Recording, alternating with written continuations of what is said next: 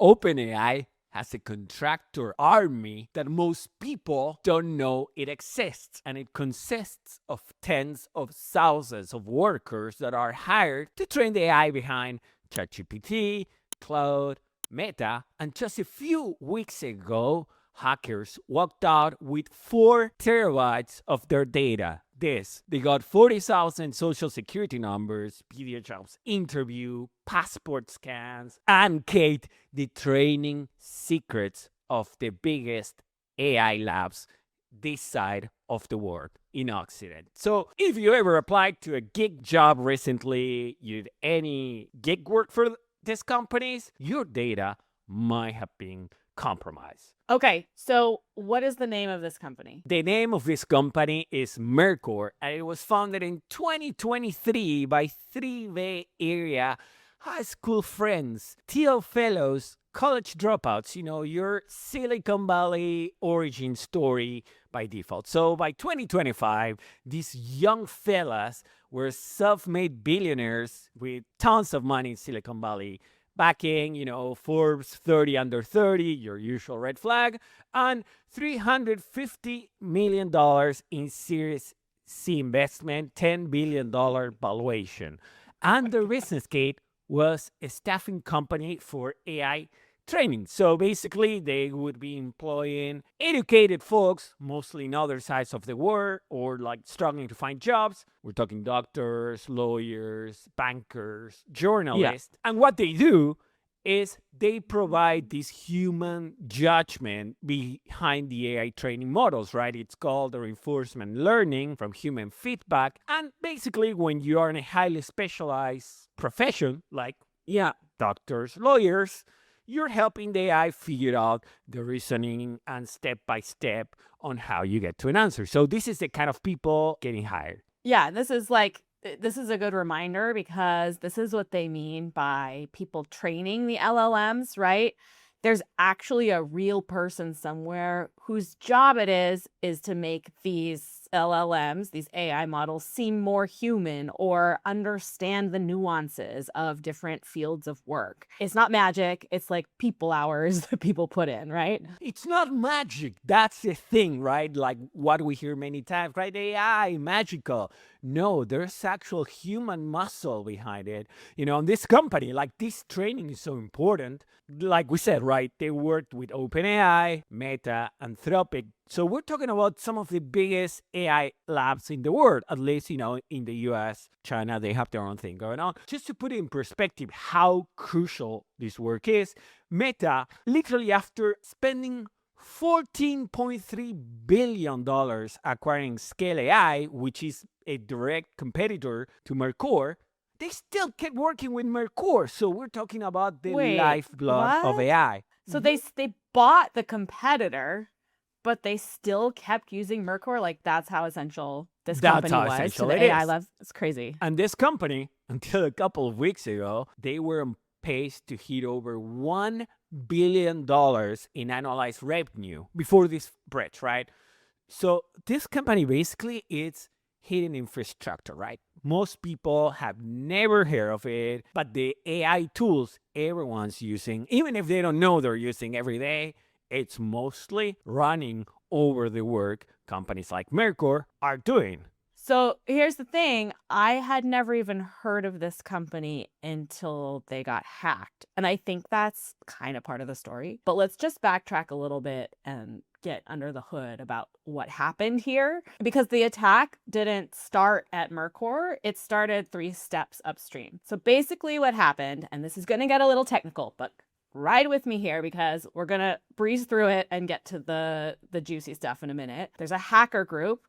They compromised Light LLM, which is an open source Python tool that basically lots of people use. Like, I've used it. You download it 95 million times a month, right? And it's a tool that developers use to connect apps to AI services, okay? They planted malicious code and pushed it into a public Python package repository. So this is a place where people go and pull down public use code in Python to use to build various things. And the whole hack took about 40 minutes door to door. So it was a very minor window, Mercor was running light LLM. This is how the malware got in. This is how they opened the door. Okay, so Kate, let's recap. We have this baseline layer, which is, for example, what we could say light LLM, which is what it's enabling services to connect to APIs. And again, I'm not a technical person, so correct me if I'm mistaken, in right? the comments. Correct us in the comments. Correct us in the comments. Let us know how ignorant we are technically wise. Yes. But basically, this is a baseline.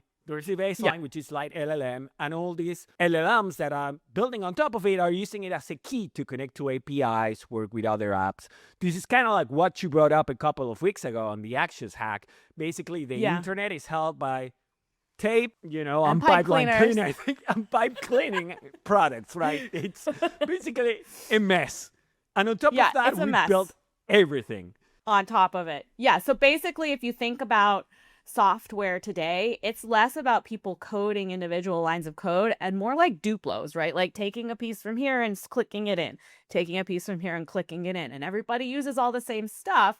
So if you are a hacker and you go down the pipeline and you break something that is embedded in the software that everybody uses, you open up doors to get inside of companies like Mercor. And while these hacks are very surgical operations, right? Very short windows, very definitive actions. What they pulled out as their bounty was massive. So they got 900 gigabytes of Mercor source code. So now they understand everything about how that entire company works. 200 gigabytes of the contractor's client data. So that means, right, if you've ever worked for one of these companies, if you were one of those experts, right, a lawyer, a doctor, a journalist, your name, your social security number, your passport, your W-9 forms, even the videos of your job interviews, all now are owned by a hacker group. And it's just kind of terrifying, right? Like those bits of data don't just like sit on their computers. They go and they auction them on the dark web, right? And this hacker gang that did this one, they actually like had previously hit Microsoft and Nvidia.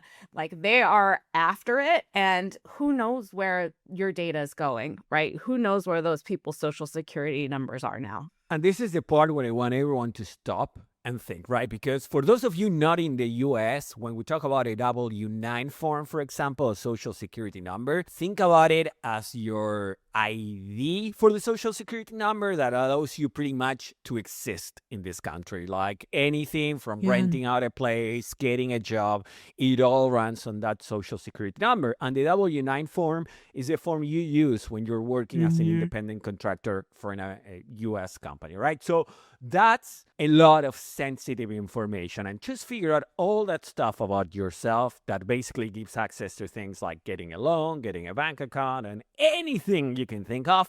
That's all out there for sale, and we see this pattern, right? It's these surgical strikes where something that is crucial to the whole internet running gets hacked for a couple of minutes, but it's enough to cause a lot of damage, right? Yeah. In this case, we had a security certification, though. So that's the part where it starts to get weird, right, Kate? Because like Light LLM had this certification, which is called SOC 2, which is supposed to verify safe practices, right?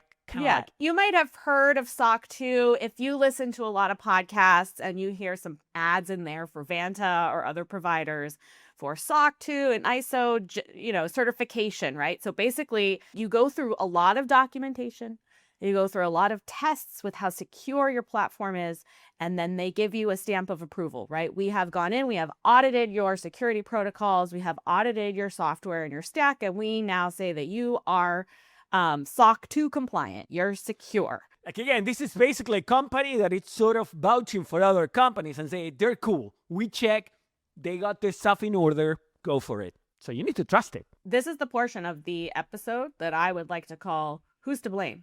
Because you have a number of players here who are all involved in this hack. The thing is that the SOC 2 certification came from a company called Delve. And Delve has been in the news recently because a whistleblower came out and said that they were issuing fake certifications, right? So basically, they were copying the same report for the vast majority of their clients. which is really, really bad, because if I were a contractor and I was about to give my social security information to a company, I would hopefully go and look and make sure that they were SOC 2 compliant, that my data wouldn't leak out. And in this case, the lock on the door was just a stamp. There was nothing in the back end that was protecting this data from being leaked. So is that a Mercor problem? Is that a Delve problem?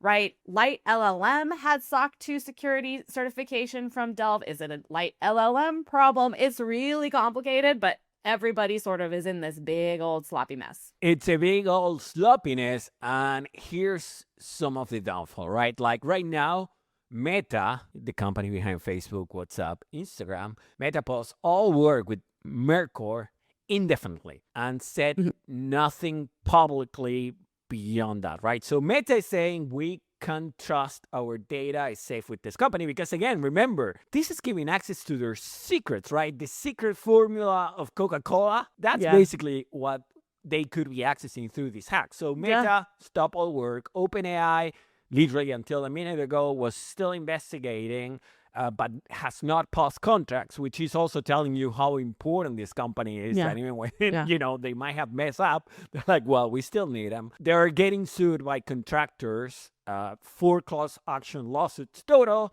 And the lead complaint, like we said, Mercor, check this out, Kate. They had no multi-factor authentication on systems holding all this sensitive information, because also they were hoarding this data, keeping it forever, which is not a safe, reliable practice. And they had no multi-factor authentication.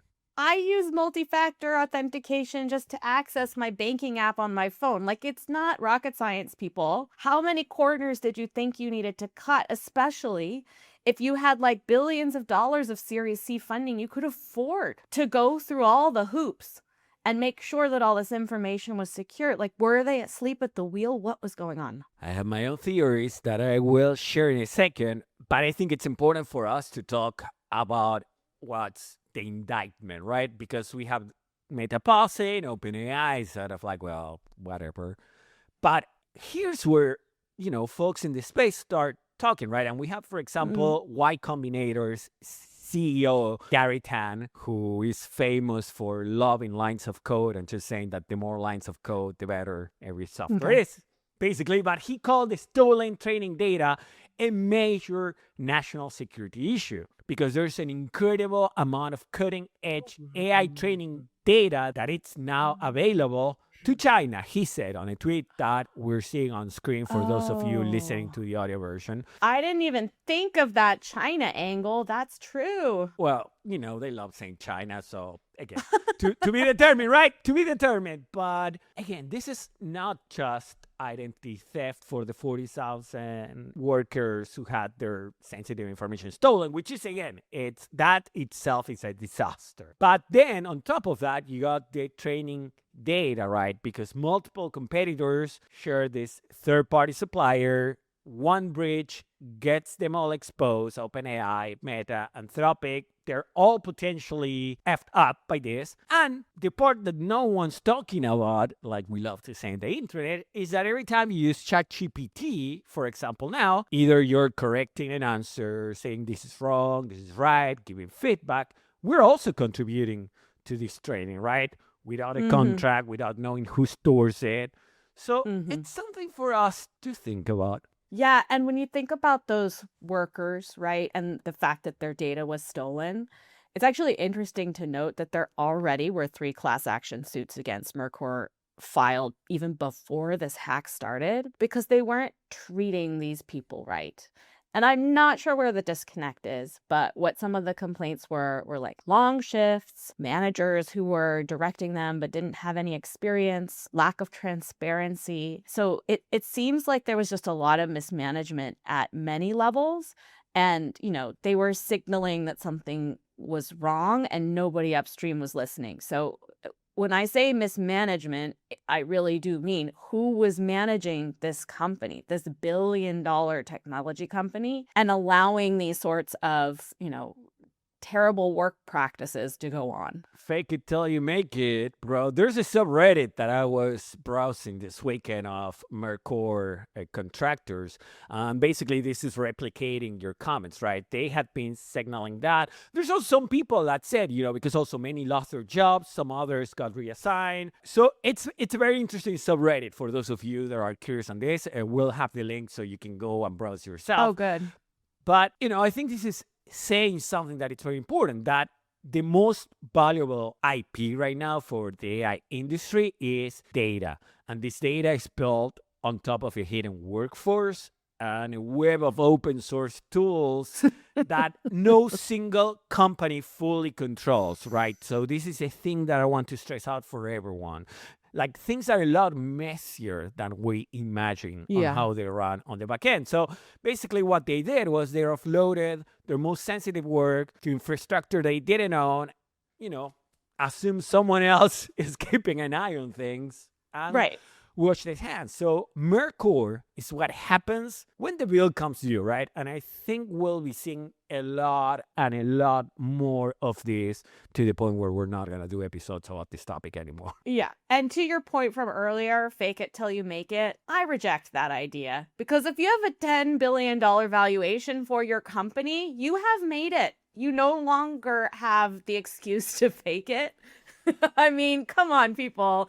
Let's be a little bit sophisticated about how we build our infrastructure so that you can keep people safe. Fully agree with you, Kate. But we've covered this time and time again in this podcast. We covered that on the Ghost Authority episode. We covered that on the Access Hack. I think many times it's not even an afterthought, but they legit do not care, do not think about it. So what I want to ask everyone watching is, who do you think is actually responsible here, right? Mercor, the AI labs that outsource to them and kind of wash their hands, the open source ecosystem that it's not properly audited. Is everyone to blame? I want to hear your thoughts. I want to hear you, especially if you disagree.